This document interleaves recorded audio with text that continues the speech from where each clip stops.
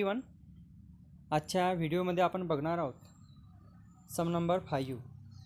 बघा, या ठिकाणी सम नंबर ॲक्च्युली 11 लिहिलेला आहे, पण आपण बघत आहोत सम नंबर 5. म्हणजे बघा, वेगवेगळ्या कॅटेगरीमध्ये मोडणारे आपल्याला उदाहरण बघायचे आहेत आणि त्या संदर्भातच जो 5व्या कॅटेगरीमध्ये मोडत आहे तो म्हणजेच सम नंबर 11 आणि त्या संदर्भातच आपण आजचा व्हिडिओ तयार करत आहोत. तर बघा, उदाहरणामध्ये नेमकं काय काय दिलेलं आहे.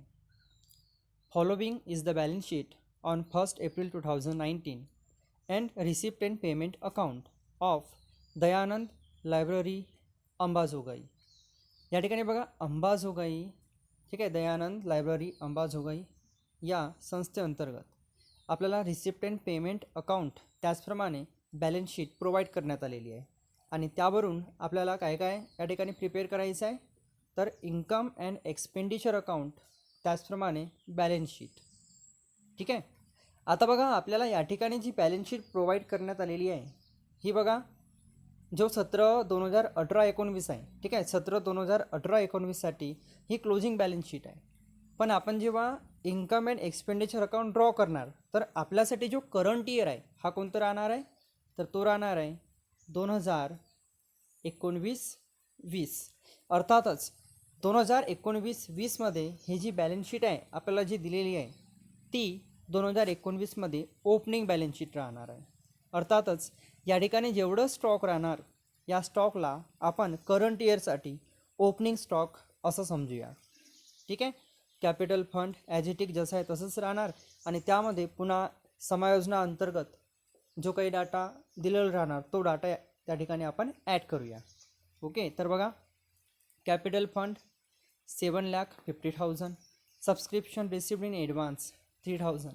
आता बघा, इथं ॲडव्हान्स म्हटलं अर्थातच हा जो डेटा आहे हा करंट इयरशी निगडीत आहे. म्हणजे झालं काय, इथं मागच्या वर्षीच, ठीक आहे ना, प्रिवाईज इयरमध्येच करंट इयरचा जो काही डेटा आहे हा ॲडव्हान्स भेटला असावा. म्हणजे आपण काय करणार, इथं जो काही डेटा करंट इयरचा असणार त्या करंट इयरच्या डेटामधून हा जो 3,000चं पद आहे हा आपण वजा करणार आणि मग जो काही उरणार तो राहणार करंट इयरचा डेटा. ठीक आहे, सर्वांना कळलं ना, कारण सबस्क्रिप्शन रिसिव्ड इन ॲडव्हान्स असं म्हणण्यात आलेलं आहे. Then outstanding expenses. ठीक आहे, आउटस्टँडिंग एक्सपेन्सेस अर्थातच बघा आउटस्टँडिंग आहे म्हणजे हा ज्याच्या त्या वर्षाचाच डेटा आहे, अर्थातच प्रिवाईज इयरचाच डेटा असल्या कारणास्तव आपणाला घेणार नाही. ह्यानंतर बघा, फर्निचर जो आहे 50,000. तर हा बघा ओपनिंग बॅलन्स शीटचा भाग असल्यामुळे इन्कम अँड एक्सपेंडिचर अकाउंट अंतर्गत नेमकं फर्निचर, बुक्स हे सर्व गोष्टी तर येणार नाही, तर आपल्याला क्लोजिंग बॅलन्स शीटमध्ये जावं लागेल. ठीक आहे. आणि इन्कम अँड एक्सपेंडिचर अकाउंटचा जर आपण विचार केलं तर बघा हे सर्व गोष्टी ओपनिंग स्टॉक ठरणार. तसं पण बघा, आपण जर बघितलं तर या बाजूचं आपण बघितलं capital fund, subscription, outstanding expenses, त्याचबरोबर बघा फर्निचर. इथं काय होणार, आता करंट इयरमध्ये एखादं फर्निचर खरेदी करण्यात आलं असेल, ठीक आहे, तर त्या फर्निचरची आपल्याला तारीख बघावी लागेल. ठीक आहे. आणि ज्या तारखेला तो नवीन फर्निचर खरेदी करण्यात आलं असेल, ठीक आहे, त्या तारखेपासूनच 31 मार्चपर्यंत त्या दुसऱ्या फर्निचरवर डेप्रिशिएशन चार्ज केलं जाणार. परंतु या 50,000 रुपयांवर पूर्ण वर्षाचं डेप्रिशिएशन चार्ज केलं जाईल. सिमिलरली बुक्समध्ये सुद्धा stock of postage stamp.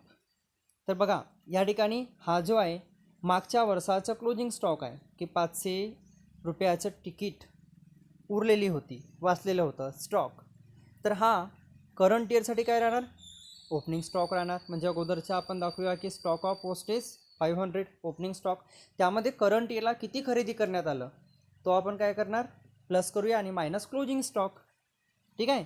Income and expenditure account अंतर्गत एक्सपेंडिचर साईडला आणि जो काही उरलं तो कुठं जाणार मग बॅलन्स शीटला. Investment in securities. बघा संपत्तीचं पद आहे cash in hand, cash in bank.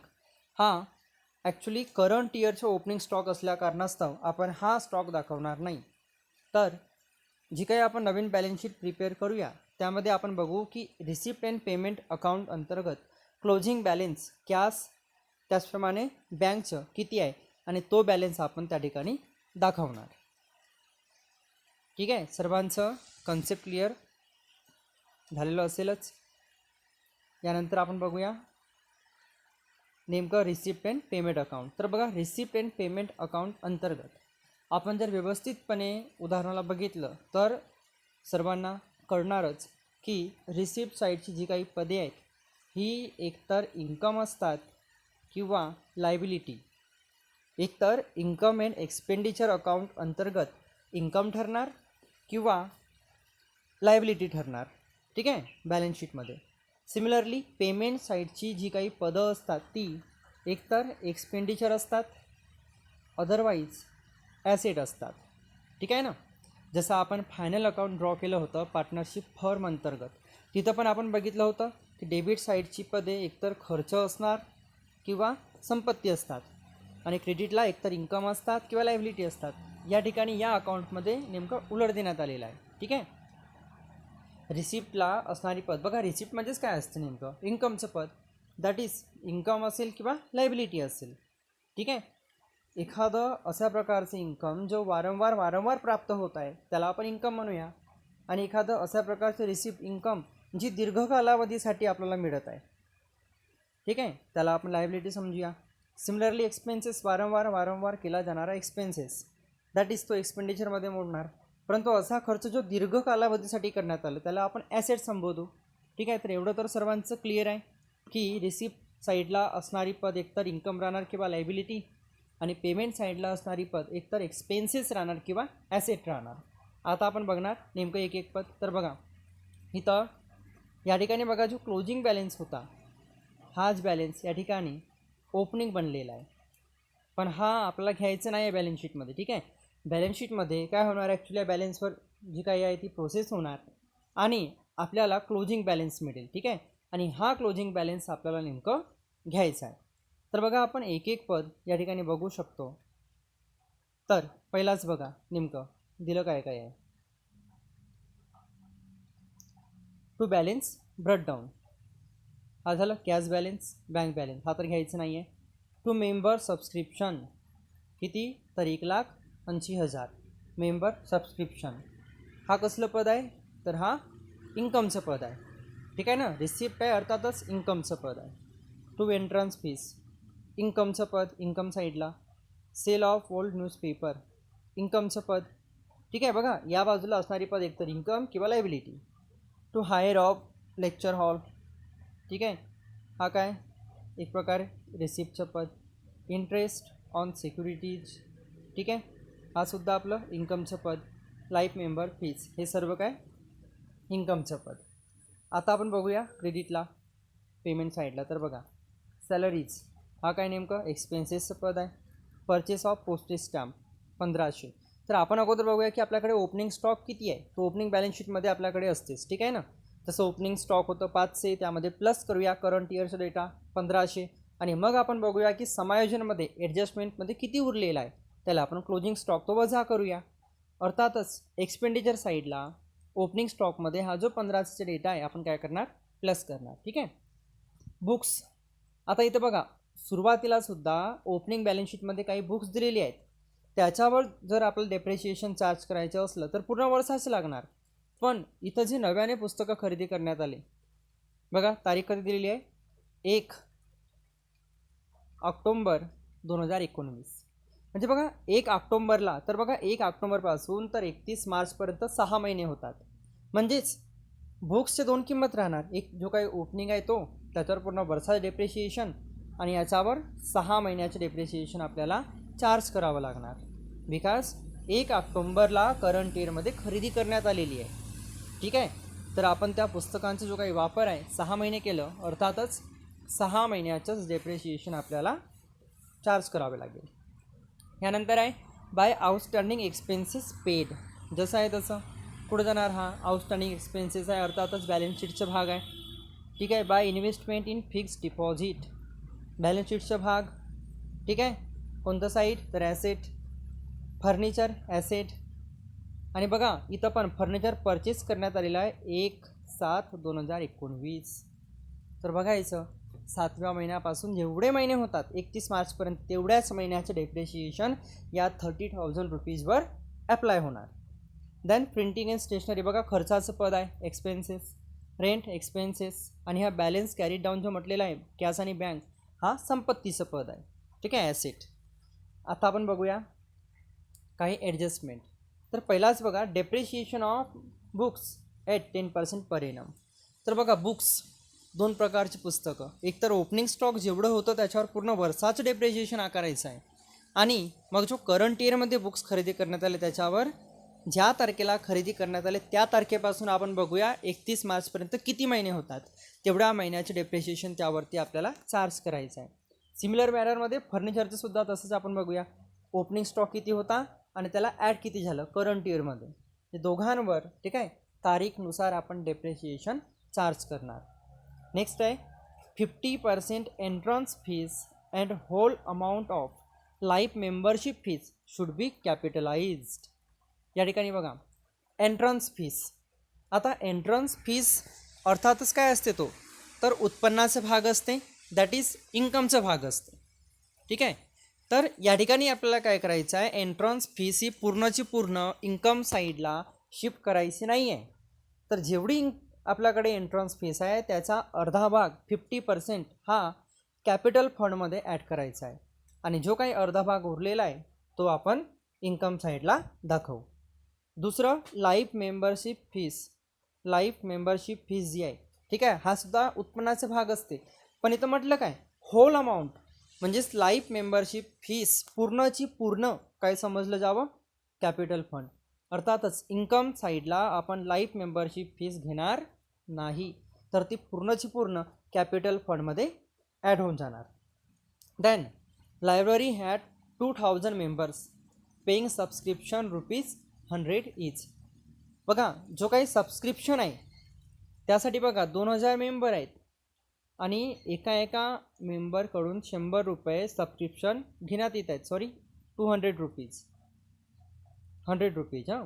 बघा या ठिकाणी परत एकदा लायब्ररी हॅड 2000 मेंबर्स आणि प्रत्येकाकडून ₹100 घेण्यात येत आहेत.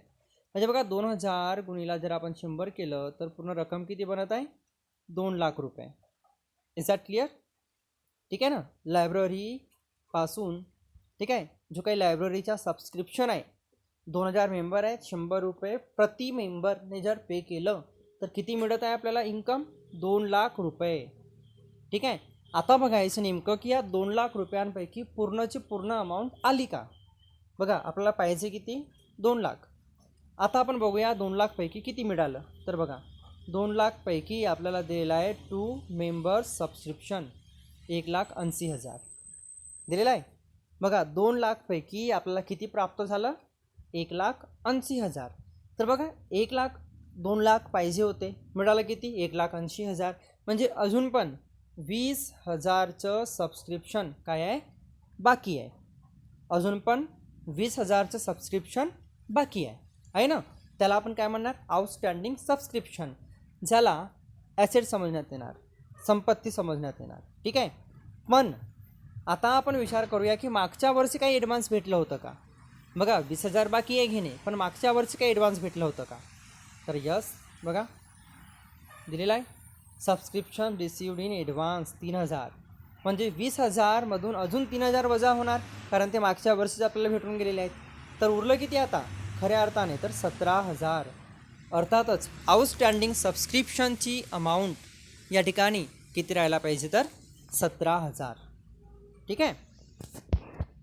तर बघा त्यानंतर the value of unused postage stamps was ₹200. Unused आहे अर्थातच क्लोजिंग स्टॉक आहे.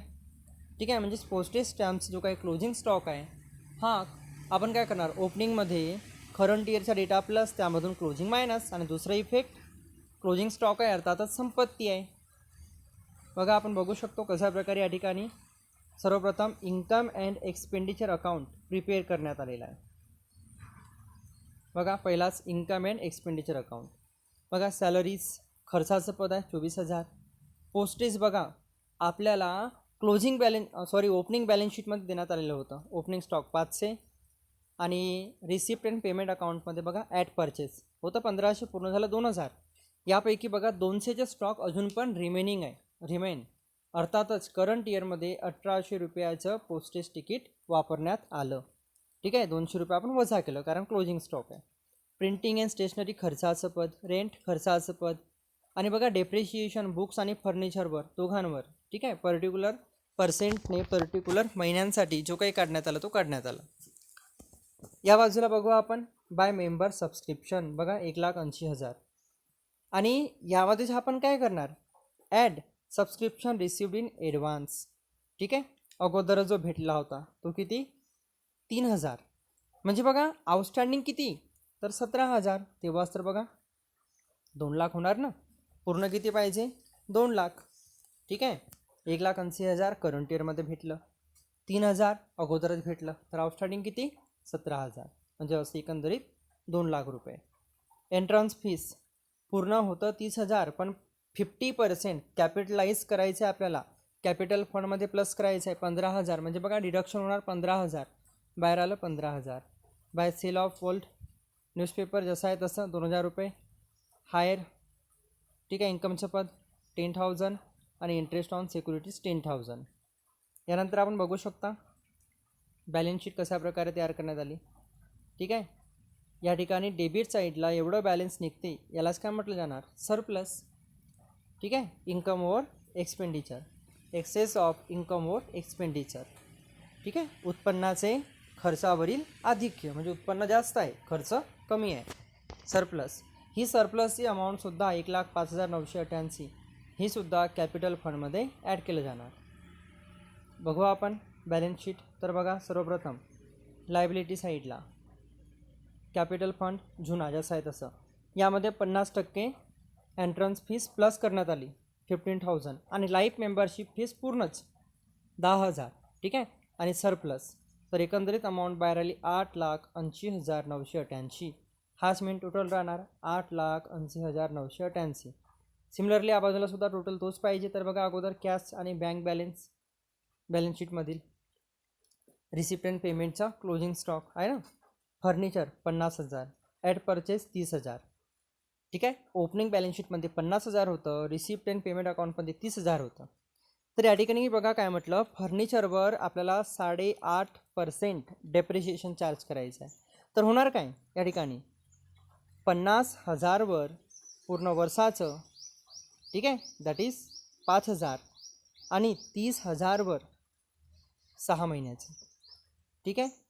अशा प्रकारे एकंदरीत 6,162 रुपये, ठीक आहे.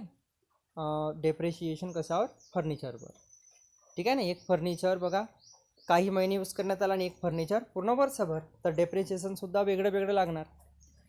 बुक्स किंमत आहे 6,50,500, परचेस 1,00,000चं केलं, पूर्ण झालं 7,50,500. डेप्रिशिएशन तिथंसुद्धा आपल्याला असंच करायचं आहे. आपण बघूया की ओपनिंग स्टॉकवर पूर्ण वर्षाचं डेप्रिशिएशन आणि जो उर्वरित घटक आहे तो तारखेनुसार. यानंतर स्टॉक ऑफ पोस्टेज स्टॅम्प बघा दिलेला आहे 200 closing stock. Investment in security जसं आहे तसं, ठीक आहे. संपत्तीचं पद, इन्व्हेस्टमेंट इन फिक्स्ड डिपॉझिट आणि आउटस्टँडिंग सबस्क्रिप्शन 17,000. इथं आपण बघा वर्किंग बघू शकतो, ठीक आहे. डेप्रिशिएशन बघा कशा प्रकारे बुक्सवर काढण्यात आलेला आहे 6,50,500वर सुरुवातीला 10% हा पूर्ण वर्षाचं, कारण बघा ओपनिंग स्टॉक तर आलं 65,050 आणि 1,00,000चं जे काही पुस्तकं आहेत ते करंट इयरमध्ये खरेदी करण्यात आले ऑक्टोबर महिन्यात, दॅट इज 6 महिन्यासाठी नाही का. तर 1,00,000वर 6 महिन्यासाठी किती होणार 5,000, कारण 1,00,000वर पूर्ण वर्षाचे 10,000, 6 महिन्याचे 5,000, असं एकंदरीत 70,050. त्याचप्रमाणे बघा फर्निचरवर सुद्धा तसंच, एका फर्निचरवर पूर्ण वर्षाचं तर दुसऱ्या फर्निचरवर 9 महिन्याचं. किती महिने होत आहेत 9 महिने, ठीक आहे ना. सॉरी 9 महिने. कोणत्या महिन्यापासून तर